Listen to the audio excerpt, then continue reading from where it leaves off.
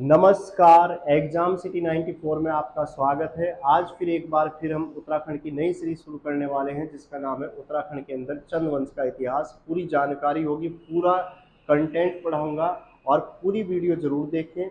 इसमें लास्ट में हमने जो टॉपिक हम पढ़ेंगे चंद्रवंश के बारे में, उसके वन लाइनर क्वेश्चन भी हमने इसमें लगाए हुए हैं, क्या क्या क्वेश्चन बन सकते हैं। तो स्टार्ट करते हैं उत्तराखंड के अंदर चंद्रवंश की शुरुआत से। ठीक है, तो ध्यान रखेंगे। सबसे पहली बात कर लेते हैं, आज की क्लास में हम किसके बारे में पढ़ने वाले हैं? चंद्रवंश के शासक जिसका नाम क्या होगा? सोमचंद। तो क्लास नंबर 1 है हमारी ये चंद्रवंश क्लास नंबर 1। आपको यही क्लास आगे मिलती रहेंगी।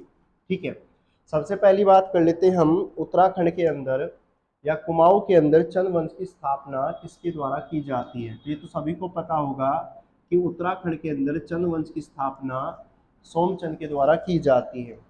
अगर बात करें चंद्रवंश की स्थापना कुमाऊं के अंदर ये चंद्रवंश की स्थापना लगभग कब हो जाती है, तो बताया जाता है 700 ईस्वी में की गई थी। लेकिन कुछ अलग अलग विद्वान हैं, उनका मानना कुछ अलग है। वो कहते हैं कि उत्तराखंड के अंदर चंद्रवंश की स्थापना जो हुई थी वो 1000 से 1025 ईस्वी के बीच हुई थी। 1000 से 1020 से 1025 के बीच हुई थी। यहाँ से क्वेश्चन क्या बनेंगे? पहला क्वेश्चन, कुमाऊं के अंदर चंद्रवंश की स्थापना किसने की थी? ये ध्यान रखना। तो ये तो सभी को पता होगा, कॉमन क्वेश्चन है कि कुमाऊं के अंदर चंद्रवंश की स्थापना किसके द्वारा की जाती, तो हम कहते हैं सोमचंद। दूसरा क्वेश्चन, ये स्थापना कब मानी जाती है, तो हम कहेंगे लगभग 700 ईस्वी में चंद्रवंश की स्थापना हुई थी। लेकिन कुछ विद्वानों का ये भी मानना है कि चंद्रवंश की स्थापना कब मानी जाती है, तो 1020 से 1025 ईस्वी के बीच में हुई थी। ये भी आपको ध्यान रखना है।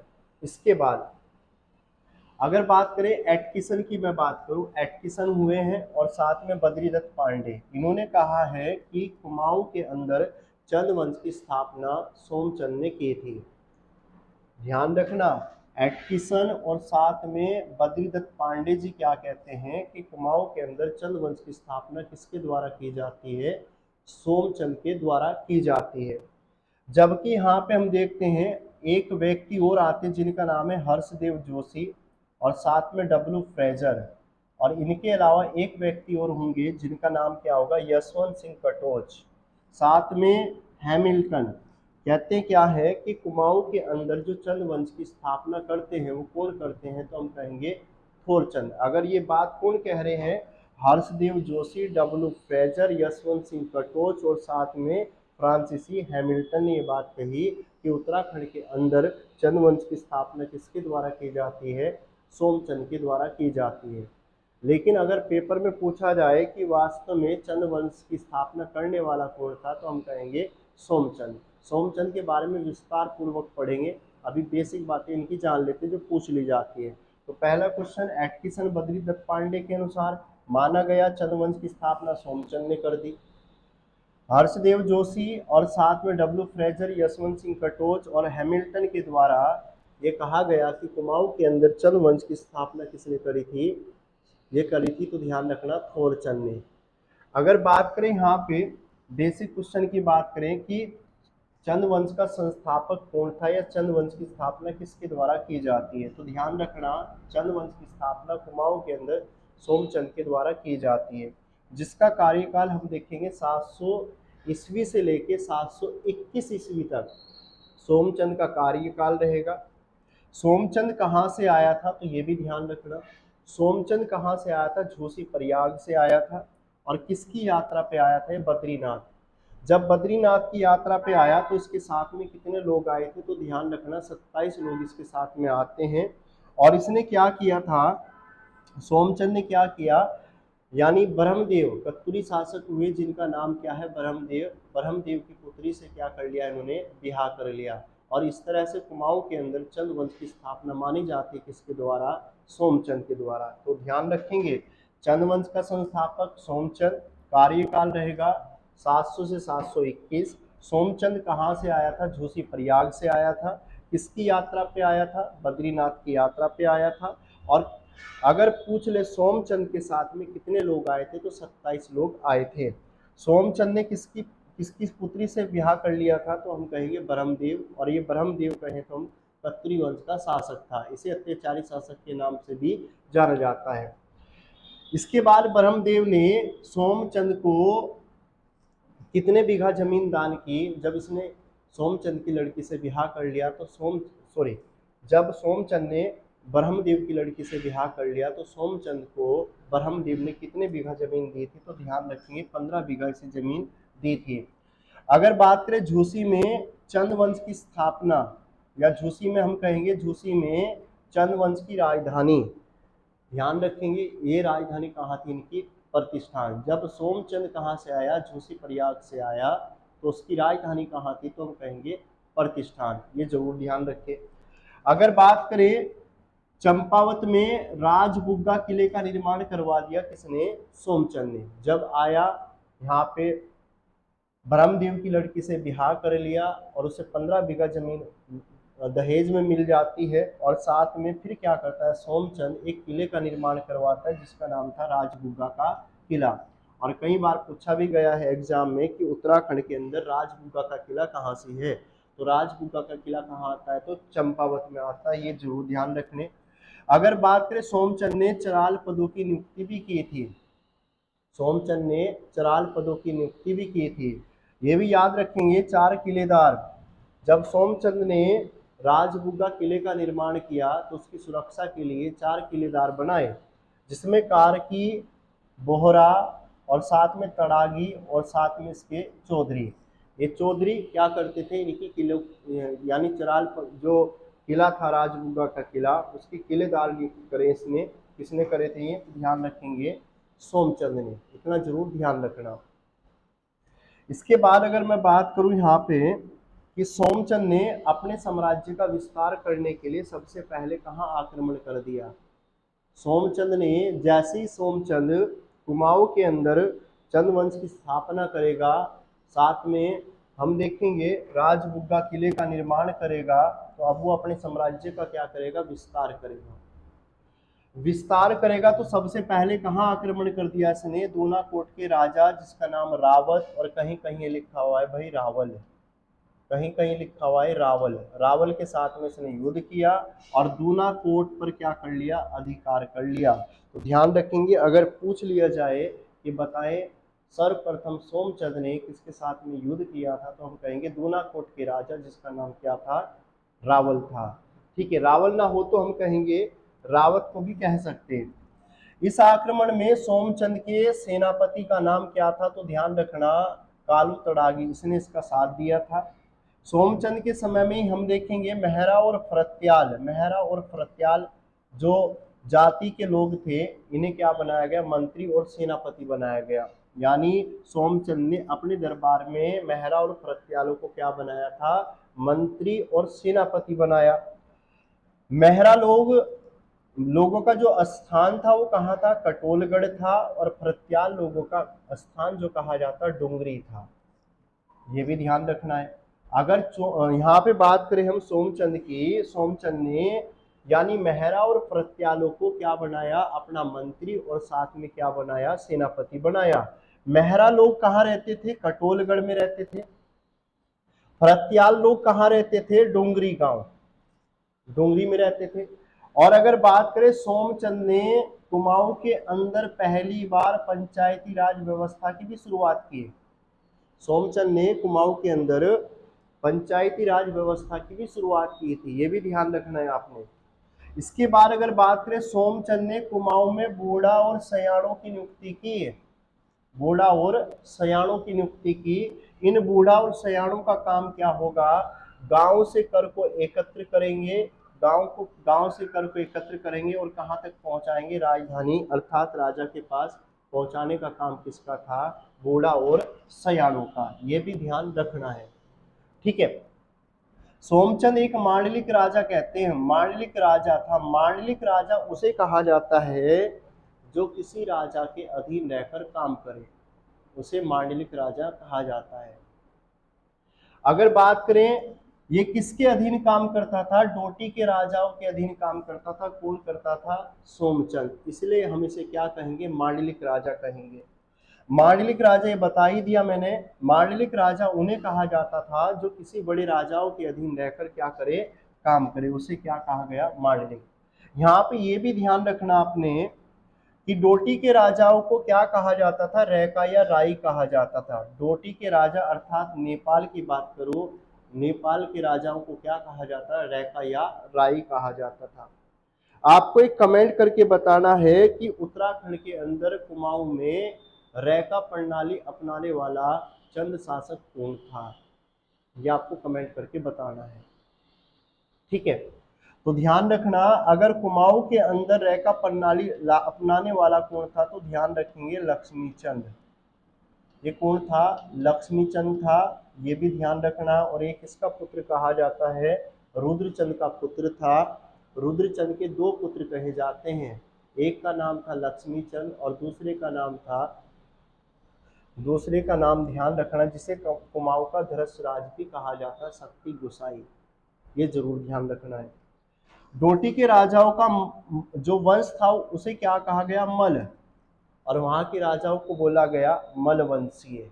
डोटी के राजाओं का वंश क्या था, मल, इस कारण उन्हें क्या बोला जाता था, मलवंशीय। ये ध्यान रखना है। तो ध्यान रखेंगे, सोमचंद क्या था, एक मांडलिक राजा जो डोटी के राजाओं को क्या देता था, कर देता था। मांडलिक राजा पता चल ही गया होगा आपको कि मांडलिक राजा उसे कहते हैं जो किसी बड़े राजा के अधीन रहकर काम करे। डोटी के राजाओं को रैका या राई कहा जाता था और डोटी के राजाओं का जो वंश था वो क्या था, मलवंश था। ये ध्यान रखना है।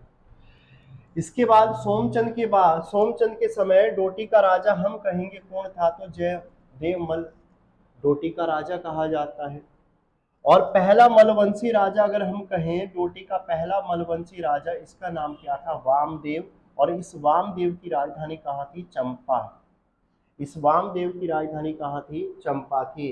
तो ध्यान रखें, क्वेश्चन पूछेगा कि सोमचंद के समय डोटी का राजा कौन था, तो हम कहेंगे जयदेव मल था। अगर पूछ ले पहला मलवंशी राजा कौन था, तो वामदेव को कहा जाता है।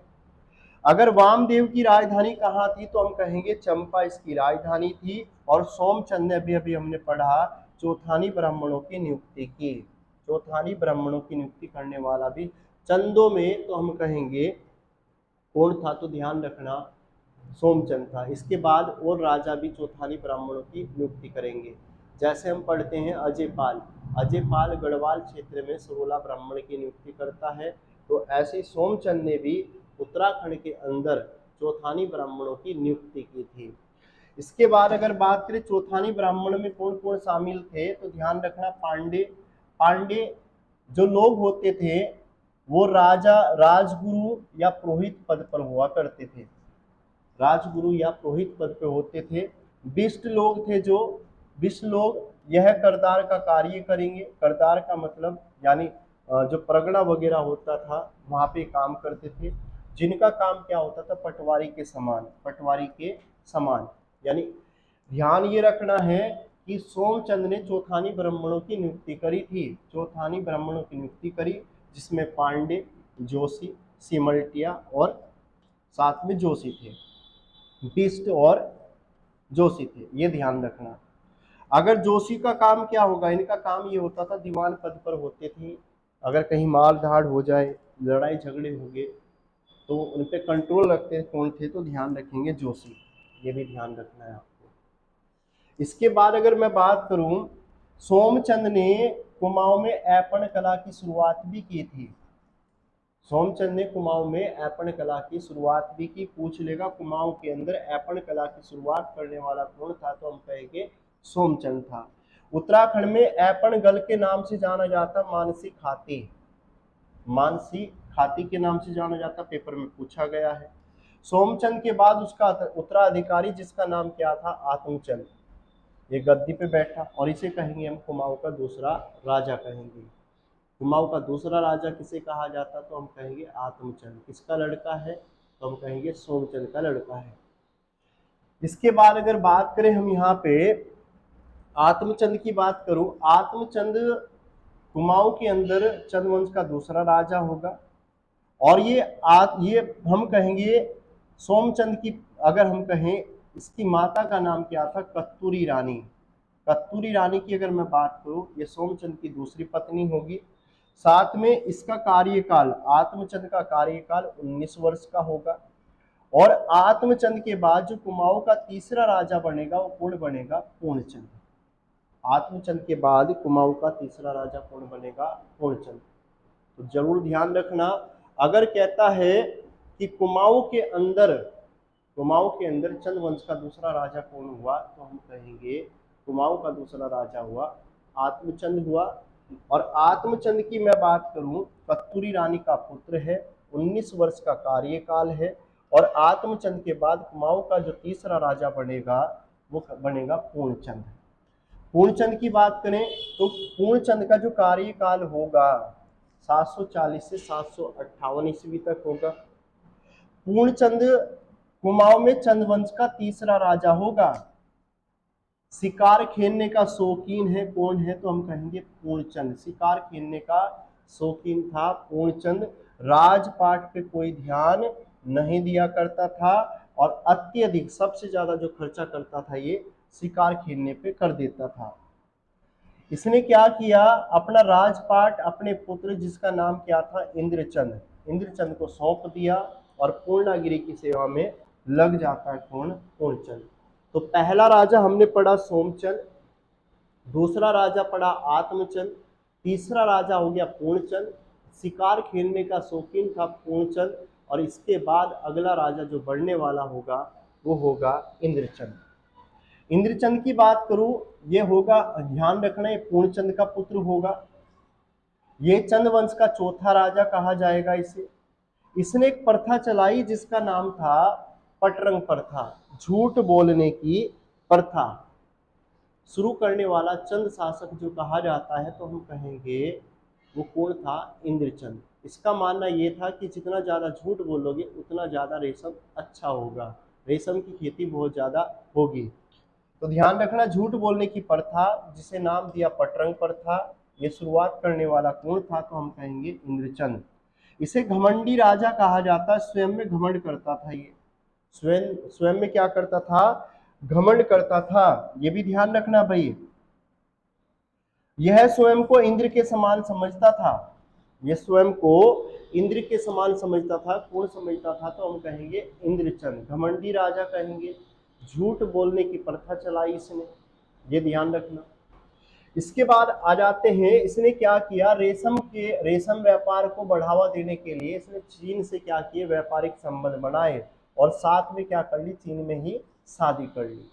तो चंद्रवंश का वो कौन सा राजा हुआ जिसने जिसने क्या काम किया? रेशम व्यापार के लिए चीन के साथ में व्यापारिक संबंध बनाए और वहां पे शादी कर ली थी। तो ध्यान रखना, इंद्रचंद होगा, घमंडी राजा कहा जाता है इंद्रचंद को।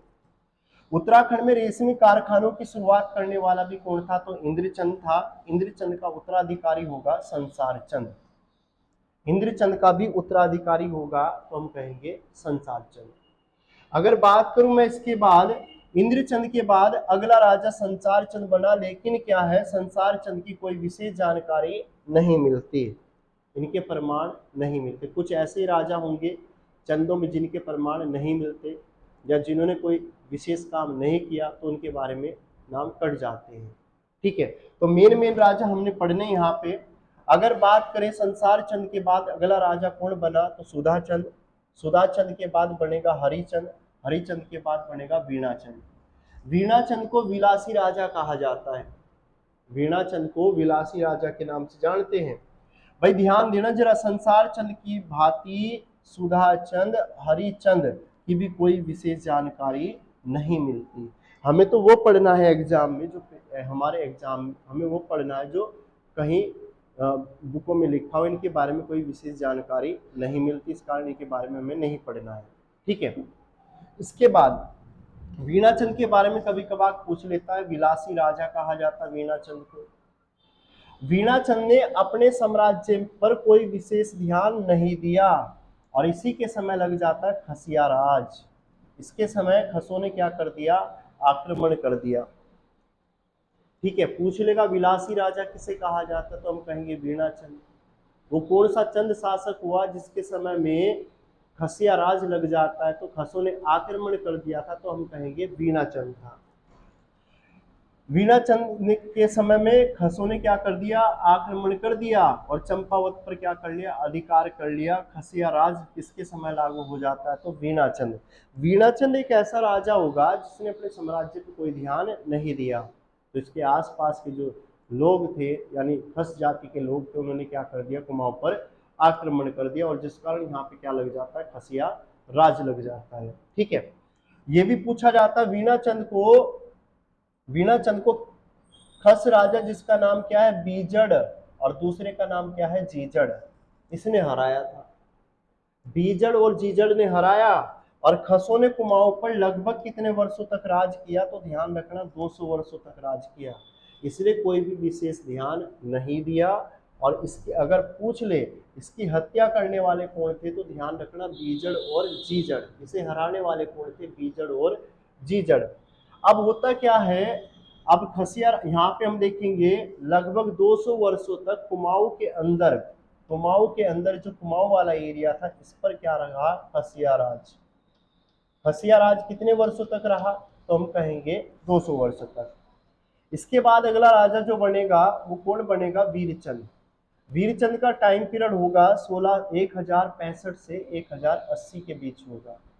वीरचंद ने क्या कर दिया, यानी खस राजा लगभग 200 वर्षों की मैं बात करूं, अगर मैं बात करूं यहाँ पे हम देख रहे हैं यहाँ पे, यानी जिस समय बीजड़ और जीजड़ ने आक्रमण किया, वीणाचंद को हरा दिया, उसकी मृत्यु हो जाती। 200 वर्षों तक राज करेंगे, क्या 200 वर्षों तक बीजड़ और जीजड़ जिंदा रहेंगे, नहीं। उस लास्ट जिस समय हम देखेंगे वीरचंद आएगा, वीरचंद के समय यानी वीरचंद के समय खस राजा कौन होगा, सोमपाल, और सोमपाल की हत्या कौन कर देगा, तो हम कहेंगे वीरचंद कर देगा। और फिर इस तरह से कुमाऊं के अंदर दोबारा हम पुनः क्या पढ़ते हैं, कुमाऊं के अंदर चंद वंश की शुरुआत हो जाती है। अगर वीरचंद ना होता तो हम इसके बाद वीणाचंद के बाद हम कोई चंद शासक ना पढ़ पाते। ठीक है, इसके बाद ध्यान रखना वीरचंद संसार चंद का संबंधित रिश्तेदार या व्यक्ति होगा। वीरचंद के समय सेनापति कौन था, तो ध्यान रखना इसका नाम क्या था, सोन खड़ियान। सोन खड़ायन, खड़ायन नाम है, खड़ियान नहीं होगा, खड़ियान, खड़ायन। ठीक है, सोन खड़ायन, ये जरूर ध्यान रखना। तो वीरचंद ने अगर पूछ ले खस राजा किसे हरा दिया, सोमपाल को हरा दिया, और कुमाऊं में फिर दोबारा किस वंश की स्थापना कर दी, तो हम कहेंगे चंद वंश की स्थापना करेगा। और वीरचंद संबंधित था, वीरचंद संसार चंद का क्या था, एक संबंधित रिश्तेदार था। वीरचंद के सेनापति का नाम सोन खड़ियान था, ये भी ध्यान रखना। खड़ायन या खड़ियान ध्यान रखना भाई, थोड़ा इसमें खड़ियान होगा शायद। इसके बाद अगर बात करें हम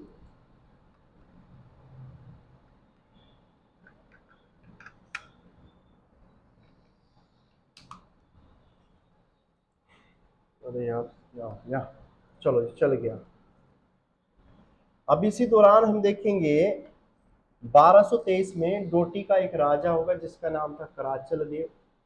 कराचल देव ने कहाँ आक्रमण कर दिया, तो हम कहेंगे दुलू ने, कराचल देव ने कुमाऊं पर आक्रमण कर दिया।